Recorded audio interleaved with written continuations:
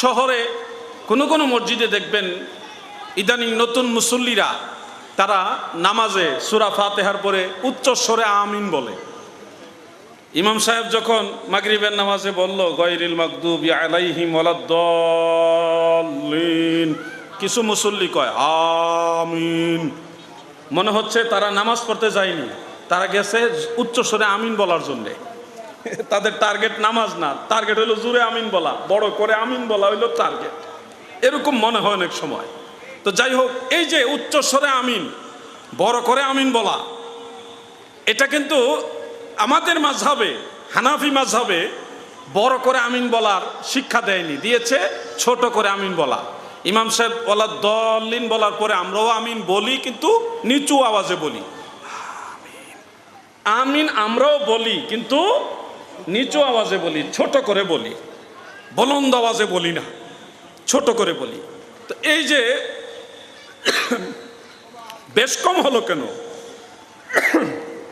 যারা উচ্চস্বরে আমিন বলে তাদেরকে জিজ্ঞাসা করবেন, তারা বলবে আমাদের সহিহ হাদিস আছে, সেই সহিহ হাদিসের উপর আমল করি। আপনারা দেখবেন তাদের সহিহ হাদিস আছে, সেখানে উল্লেখ আছে সুনানু দারাকুতনি শরীফের মধ্যে, তিরমিজি শরীফের মধ্যে এবং মুজামুল কাবীরের মধ্যে এরকম রিওয়ায়াত আছে যেখানে উল্লেখ, সাহাবী হযরত ওয়াইল ইবনে হুজর রাদিয়াল্লাহু আনহু তিনি বললেন, সাল্লাইতু মা'a রাসূলিল্লাহি সাল্লাল্লাহু আলাইহি ওয়াসাল্লাম ফাইজা ক্বারাআ গায়রিল মাগদুবি আলাইহিম ওয়ালাদ-দাল্লিন ফাকালা আমিন ওয়া মাদ্দা বিহা সাওতাহু ওয়া ফি রিওয়ায়াতিন উখরা ওয়া রাফা'a বিহা সাওতাহু। নবীজির পিছনে আমি নামাজ পড়েছি, আল্লাহর হাবিব যখন সূরা ফাতিহা শেষ করতেন উচ্চ স্বরে বা দীর্ঘ করে আমিন বলতেন। এই হাদিস আছে, আমরা অস্বীকার করি না, কারণ আমরা খেয়ানতকারী নই। আমরা একটা বলবো আর একটা গোপন করে রাখবো এরকম নই। আমরা বলি হাদিস উচ্চ স্বরে আমিন বলার হাদিস আছে, কিন্তু ওই হাদিসের উপর আমরা আমল করি না। কেন করি না? কারণটা জানলে আপনিও আশ্চর্য হবেন। ইমামে আযম আবু হানিফা রাহমাতুল্লাহ আলাইহি তিনার মাযহাবে আইম্মায়ে কেরাম সুন্দর ফয়সালা দিয়েছেন। অন্য হাদিস আছে যেটা মুসনাদু আহমদের মধ্যে উল্লেখ, মুজামুল কাবীর লিত-তাবারানির মধ্যে উল্লেখ, এবং আরো অন্যান্য কিতাবের মধ্যে আছে, আল মুস্তাদরাক আলা সাহিহাইনের মধ্যেও ইমাম হাকিম নিসাবুরি রাহমাতুল্লাহ আলাইহি তিনি উল্লেখ করেন, এটা সহিহ হাদিস। সেখানে একই সাহাবী ওয়াইল ইবনে হুজর তিনি বলেন, আমার নবীজি যখন গায়রিল মাগদুবি আলাইহিম ওয়ালাদ-দাল্লিন বলতেন তখন সাহাবায়ে কেরাম আমিন বলতেন, কিন্তু ওয়া খাফাদা বিহা সাওতাহু, আওয়াজটা ছোট করে রাখতেন। তাহলে একই সাহাবী থেকে আমরা দুই রকম হাদিস পেলাম, একটা উচ্চ স্বরে আর একটা নিচু স্বরে, একটা বড় করে আর একটা ছোট করে। এই দুই রকম হাদিস আসছে, দুইটাই সহিহ হাদিস, দুইটাই কি সহিহ হাদিস। তাহলে আমরা বড় করেরটা মানলে ছোট করে বলার হাদিসটা বাদ পড়ে, মানলে বড় করে আমিন বলার হাদিসটা বাদ পড়ে, একটা মানলে আরেকটা বাদ পড়ে। এখন ইমাম আবু হানিফা কি করলেন? উনি কোরআনের সাথে হাদিসকে ম্যাচিং করলেন, আল্লাহর কোরআনের সাথে। কিভাবে ম্যাচিং করলেন? কোরআনের ভিতর উল্লেখ, ইয়া আইয়ুহাল্লাযীনা আমানু লা তারফাউ আসওয়াতাকুম ফাওকা সাওতিন নবী ইলা আখিরিল আয়া।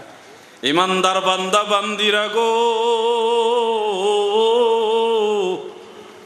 তোমরা তোমাদের কণ্ঠের আওয়াজ আমার রসুলের কণ্ঠ মোবারকের চেয়ে উঁচু করো না। তোমাদের সৌত আওয়াজ, গলার আওয়াজ আমার রসুলের কণ্ঠ মোবারকের আওয়াজের চেয়ে বড় করো না। নিষেধ করতেছে কে? আল্লাহ। খেয়াল করেন ইমাম আবু হানিফা কোন জায়গায় চিন্তা করেছে দেখেন। এখন ধরেন মসজিদে নববীতে নবীজি ইমাম, সাহাবায়ে কেরাম মুসল্লি, নবীজি সাল্লাল্লাহু আলাইহি সাল্লাম সূরা ফাতিহা শেষ করলেন। সূরা ফাতিহা যেই ভলিউমে নবীজি পড়েছেন, এই ভলিউমের চেয়ে এখন হাজার হাজার সাহাবী মুসল্লি তারা যদি একসাথে আমিন বড় করে বলে, তাহলে নবীজির কণ্ঠ মোবারকের চেয়ে আওয়াজ, সাহাবায়ে কেরামের আওয়াজটাকে ছোট থাকবে না বড় হয়ে যাবে? কথা কি বুঝতেছেন আপনারা সবাই? নবীজি যেই ভলিউমে সূরা ফাতিহা পড়লেন, তিলাওয়াত করলেন, এই ভলিউমের চেয়ে হাজার হাজার সাহাবীদের আমিন এরকম যদি জুড়ে বড় করে বলে থাকে, সেই আওয়াজটা নবীজির আওয়াজের চেয়ে বড় হবে না ছোট হবে? বড় হবে। কিন্তু আল্লাহর আদেশ কি?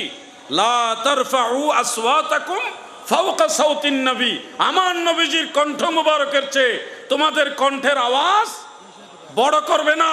তাহলে ইমাম আবু হানিফা চিন্তা করছে, যদি নিচু স্বরে আমিন বলার হাদিসটা আমরা গ্রহণ করি, সাহাবাই কেরাম নিচু স্বরে আমিন বলেছে, তাহলে নবীজির কণ্ঠের চেয়ে আর উঁচু হওয়ার কোনো চান্স নাই। কোরআনও মানা হইল, হাদিসও মানা হইল। ইমাম আবু হানিফা এই আমিন বলার মাসআলাটা আল্লাহর কোরআনের সেই আয়াতের সাথে মিল রেখে আমাদেরকে শিক্ষা দিলেন। অন্যান্য মাযহাব শুধু হাদিস দিয়ে মাসালা দিয়ে দিয়েছে, আর আমাদের মাযহাবের ইমাম তিনি কোরআনের আয়াত এবং হাদিস দুইটাকে সমন্বয় করে মাসালা দিয়েছে। এই জন্য এটা হলো সর্বোত্তম, সর্বশ্রেষ্ঠ। মারহাবা বলেন। আমল করো নামাজ রোজা কায়েম করো সুন্নিয়াত, আমল করো নামাজ রোজা জিন্দাবাদ জিন্দাবাদ নবীর সেনা জিন্দাবাদ, জিন্দাবাদ জিন্দাবাদ নবীর সেনা জিন্দাবাদ। 2023 সালে আমি যখন হজে গিয়েছিলাম,